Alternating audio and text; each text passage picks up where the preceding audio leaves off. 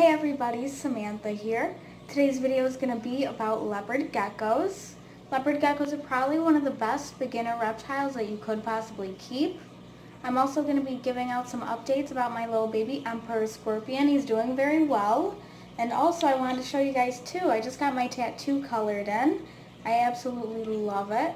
It's actually a portrait of my old corn snake Charlie. She was very dear to me. I had her when I was 5 years old, got her for my 5th birthday, and I had her for a really long time. I had her until I was almost 17. So I'm very excited about that. I'll throw some pictures of her in this video, and I hope you guys enjoy everything. So let's go talk about some leopard gecko care. Here is my leopard gecko Penelope's enclosure. I have shown you her enclosure in a past video, as well as talked briefly about her care, but today I'm going to get more in depth. So for this species of gecko, you do need 3 different hides. You need their warm hide, which should stay around 90 degrees Fahrenheit, and you can achieve this with an under tank heater on a thermostat. Then you need a humid hide, which you could put some sphagnum moss into and spray it down every couple of days so it stays nice and humid so your gecko has no problems shedding. The third hide you need is a cool hide, which goes on the far side of the enclosure away from the heat mat, and this is so they can get away from the heat and just have a nice area to hide away.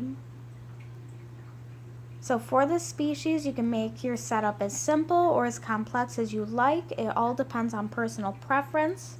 This setup here is very simple. I just have the 3 hides. I have reptile carpet as a substrate, a nice water dish, food bowl, and some decor.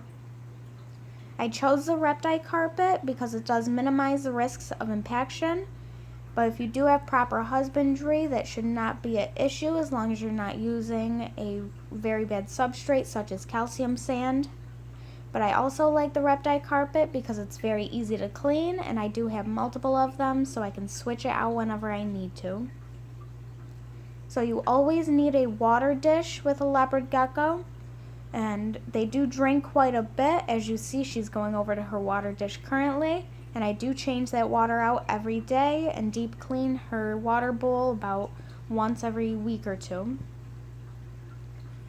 So you can potentially go bioactive with this species if you would like, so having a mixture of different substrates, a nice drainage layer, and some plant lighting so that you can grow some succulents. This is a desert species, so tropical plants would not do well with them. And if you are going to be using a UVB or plant light, the species is nocturnal, so over time, if they don't have enough hiding areas and shaded places, it can hurt their eyesight over time, so just make sure you have a lot of areas where they can get away from the light during the day. Now let's talk about her diet. So leopard geckos do only eat insects. I tend to like to feed Penelope dubia roaches, but there's a variety of different insects that they can eat. I feed her about every other day, and I always dust her bugs in calcium D3.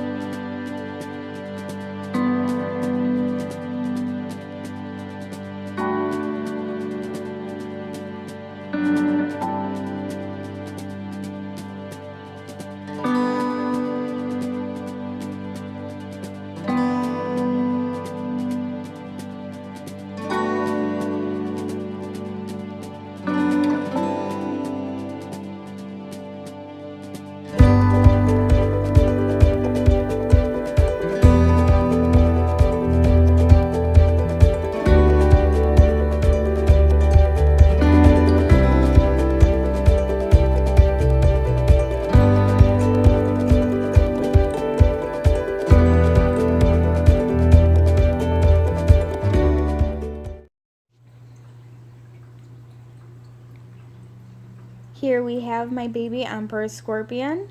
He has been doing really well. I'm very happy with his progression. I'm excited to share it with you guys. I know I did just give you an update in my previous video, but I just sized him up into a larger container, so I wanted to show you guys. I added a lot more decor for him to explore, a lot more rocks, and he has already made a new burrow. I've been misting him every 2 days or so just to keep it real nice and humid in there for when he molts. I have a feeling it's going to be happening pretty soon. and he's definitely darkening up in color. I'm actually pretty surprised with how quickly it's been happening. So I'm excited to go on his journey with you guys and keep giving you updates.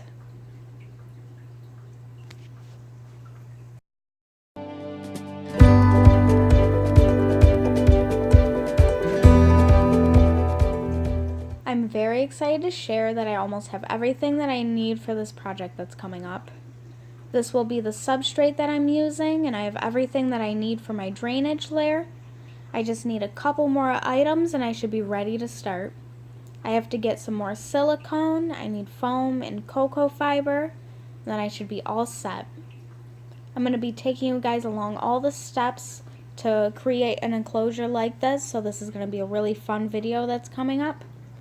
And I love this piece of cork bark. I'm really excited how I can incorporate that into the enclosure.